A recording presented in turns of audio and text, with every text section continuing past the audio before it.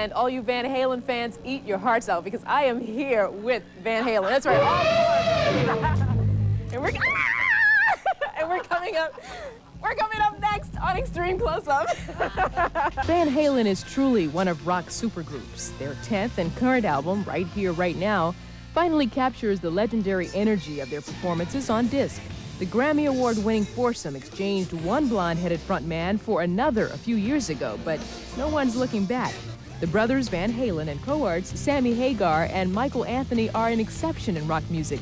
You see, they really are a band that gets along. And we saw that for ourselves when we met up with the guys as they were rehearsing for their current world tour. But before sitting down to talk with the band two at a time, we got the group to reveal what they really think of each other. Well, I'll describe Al. Al will butt heads with anything and anybody. You cannot. He is the most argumentative, the most, oh, no. That's a fair word. No. And Ed, you can't trust. He's slippery. Oh, he's slippery, man. This guy here, you cannot I'm probably more of a Libra than he is. You're not a Libra, are you? No, I'm a I know you are. Yeah. So, but this guy, you can't bust him. It's like he does something. If he decides to say he didn't do it, you can bring evidence and everything. It's like the Eddie Murphy thing. Wasn't me? No, wait. He's got to give me some, too. Well, He can't just be doing that. He's fun as well. And him and I, actually, Ed and I, as far as head trips, when it comes to music and like inspiration, we can like put each other's fur up like that, just like that. So it's a great musical connection. Well, thank you. I tell you, honestly, when I'm with these guys, I got a smile on my face all the time. It's just funny, you know? Yeah, Eddie, we know. But in order to really get to know Van Halen, we decided to break it up and start out with the brothers. Few rock guitarists are regarded as highly as Eddie, and older brother Alex provides the driving drum beat that fuels the music. Make no mistake, though, Van Halen is not divided among family lines. You know what I find interesting is that you guys really put forth an effort to make sure that everyone knows there are four guys, you know, four members. The four-headed monster. There you go. You know, it's not just one. Why is that important to you, to make sure that it's... Because there's four people in this band, and we equally do what it takes to make it happen. Take anyone away and it would be different. Yeah. For better or for worse, it just wouldn't be the same. I think Ed and I grew up on the Beatles, you know, and I found it fascinating how Ringo Starr was not Got all the girls. Yeah, right. There was the incentive. And he makes a living hitting things with his stick. No, I found it really fascinating how they were equal. You know, some people, let's face it, are born with gifts. You know, they have talent. They have something. I don't know what it is. I could never write music like Ed, you know, or sing like Sammy. No, wait a minute. Well, you never know. You just played me in your car was pretty damn happening. You understand what I'm getting at, though. Seeing four guys on equal ground was really it impressed us, I think. And we don't. You always want to emulate people who you admire. You know, so we really don't step on each other's toes. You know, everybody takes care of their own little thing, and then when you take the big stick and stir it up, it becomes Van Halen. Right. it's also, I think, a matter of mutual respect. You know, as human beings first, then musicians. Well, it's like I wouldn't touch the drums, you know. Just like Al wouldn't play guitar. But you guys used to. Yeah, but that's why we swapped. So, you know, you gotta tell me the story, how that happened. See, because okay, we came here when I was 6 years old, and we were being trained to be classical pianists and that kind of deal. We got into Dave Clark 5 and the Beatles when I was 12, I think. And Alex stopped playing piano and my mom got him into playing flamenco guitar. And I was into drums, believe that. so I bought a drum kit, and I had a paper route to pay for the kit. It cost like $125 or something like that. And while I was out throwing the papers, Al played the drums, and he got better than me. That you off? Okay. Oops, I can't say that. Did that make you mad? I was a little uptight about it, but once I found out that I was actually better at the guitar than on drums, and that Al was better on drums than guitar, it worked. Well, it didn't take a genius to see what Ed could do with a guitar. When I played it didn't take a genius to see what Al could do with drums. Because actually, it hit me like, oh, God, he can play Wipeout and I can't. Now, you guys make the other guys, Sammy and Michael, feel like brothers as well, don't you? Well, we've known Mike for about 18 years. You know, it's kind of, again, it's a human relationship first, then the music. You know, if you're together for a reason and you're trying to get something out of it, you know, I love you because you're a great singer, yeah, and the moment he hits a clam, you know, he's not doing so well, you say, yeah, get somebody else, and then it doesn't work, you know, then you're really out to get something.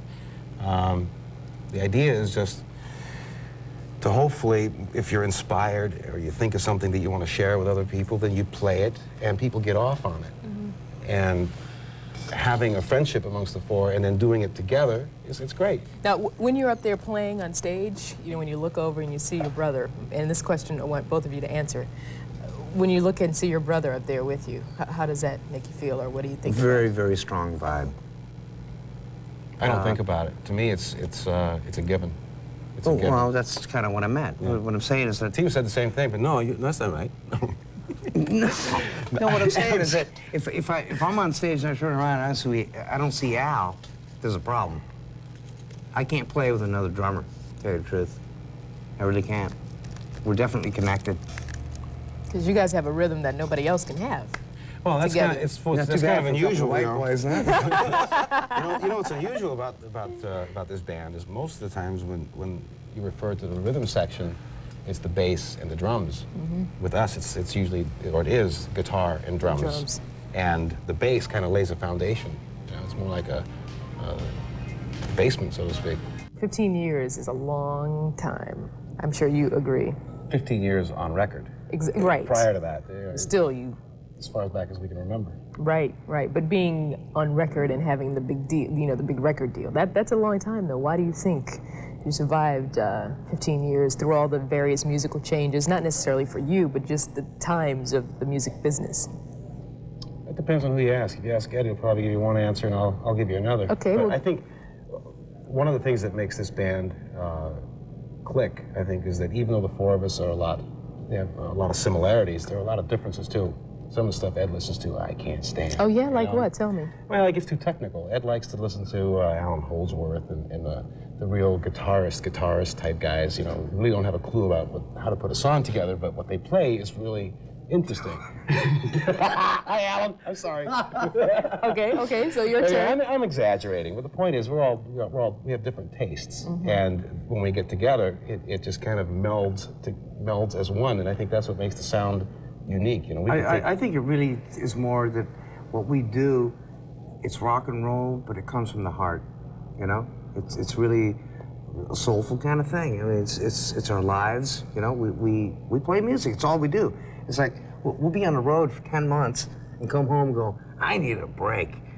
After a week and a half, Al and I are calling each other, going, come on, man, we got to play. Because it's the only thing we know how to do, or the only thing we like to do. And I think that's really the root of it, you know?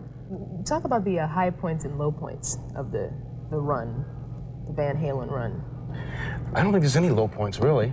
Without getting too spiritual or philosophical, you know, everything happens for a reason, more or less. And I think if you don't have the bad things that happen, or the things that that didn't quite happen as planned, then you don't learn anything. You know, then you just more or less, well, you do your little thing, and that's that. So did your parents raise you to think like that, or did you guys develop this? No, my mom wanted us to be... She was the authoritarian. She was the authority, you know? Do this, do that, do this. Our dad was a musician, you know? He says, hey, come on, you know, let's go play. And I think Ed and I got the vibe really early on in life, you know, 4 or 5 years old.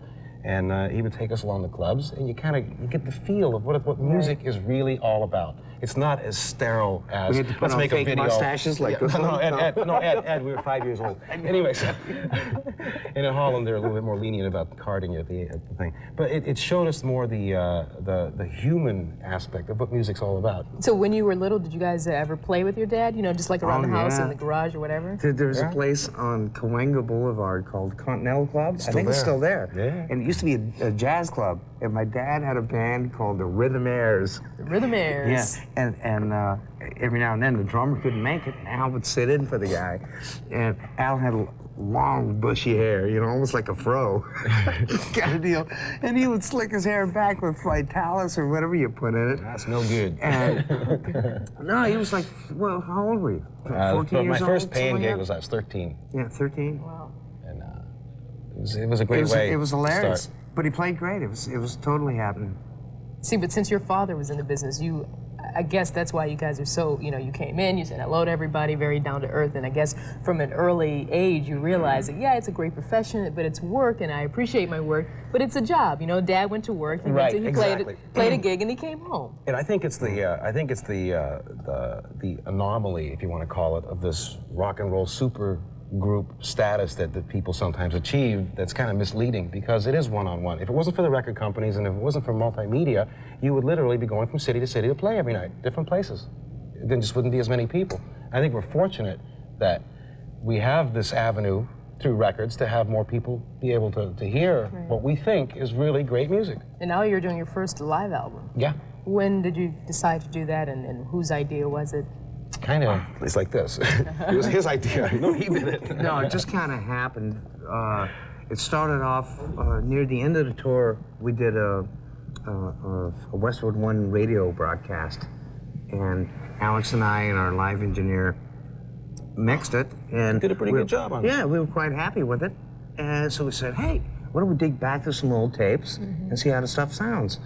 And the stuff sounded great, so we said, hey, let's do a live record. You guys really compliment each other, in terms of, I mean, actually giving compliments to the other one.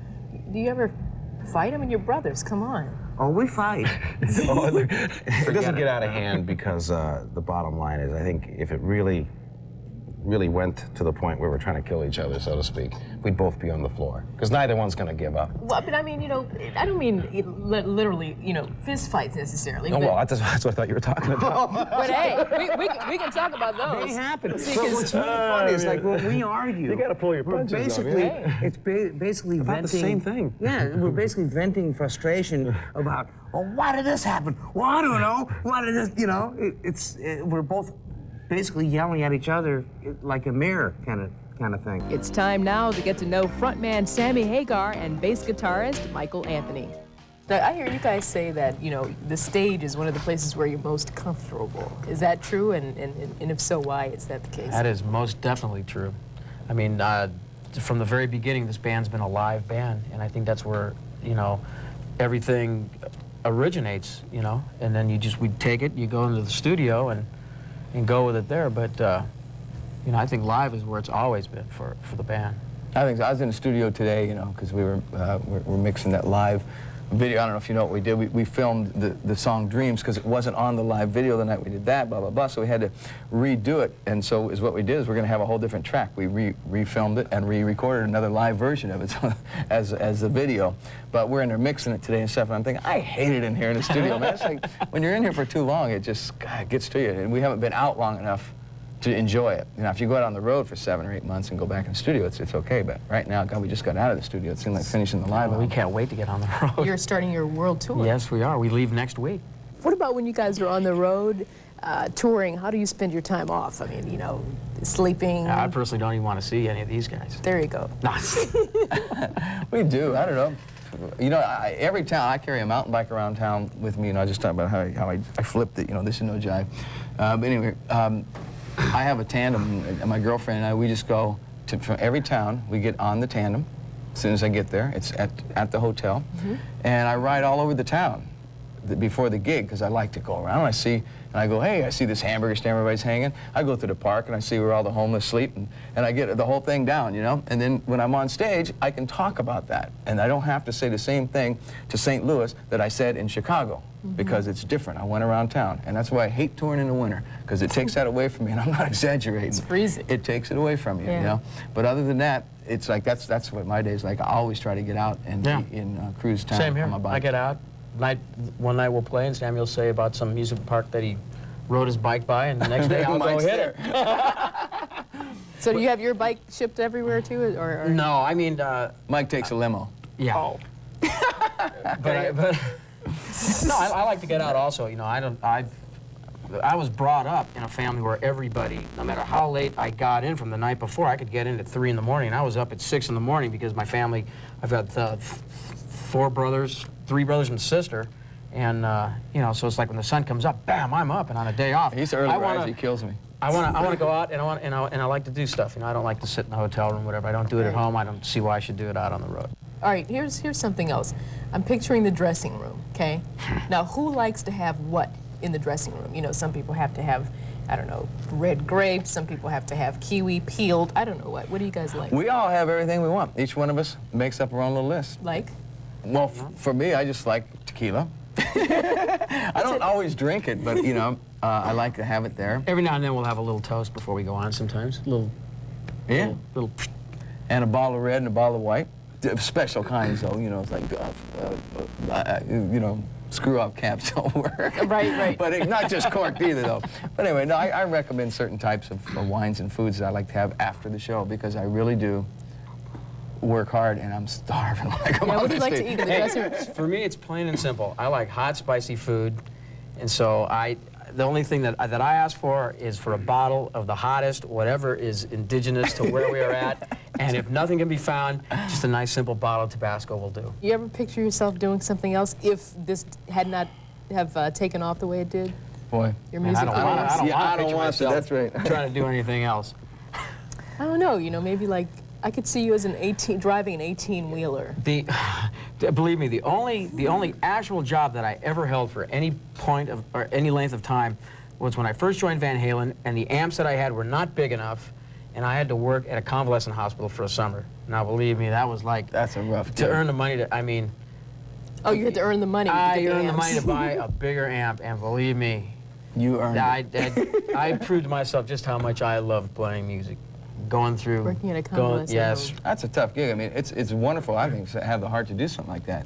You know, we need more people that will do Yeah. things like that. But I mean, that's the only job a I've tough ever job. had. So I mean,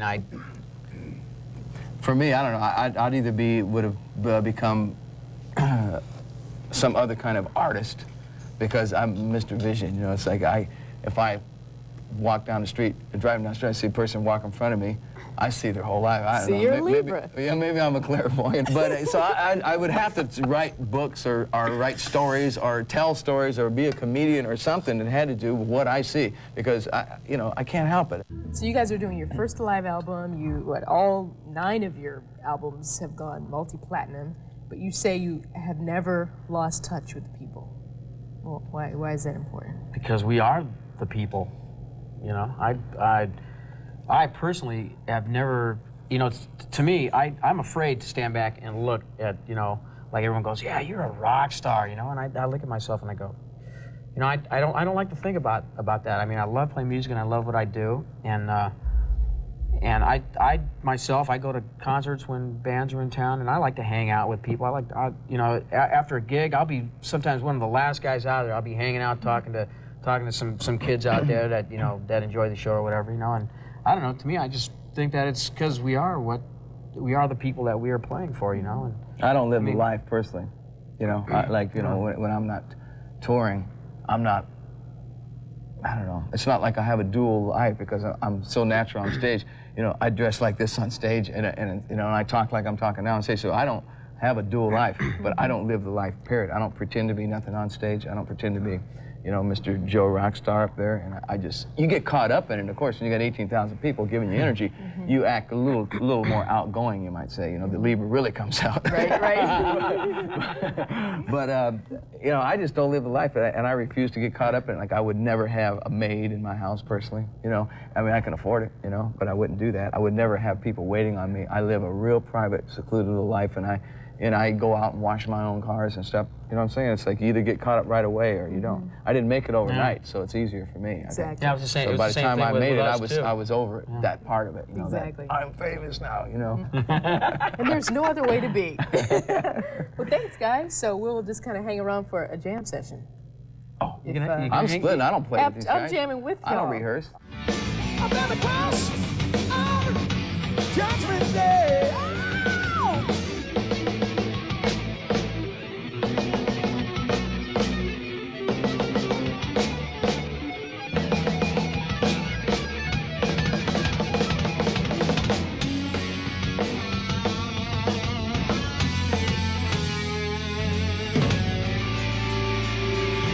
Everything's alright. Looks alright.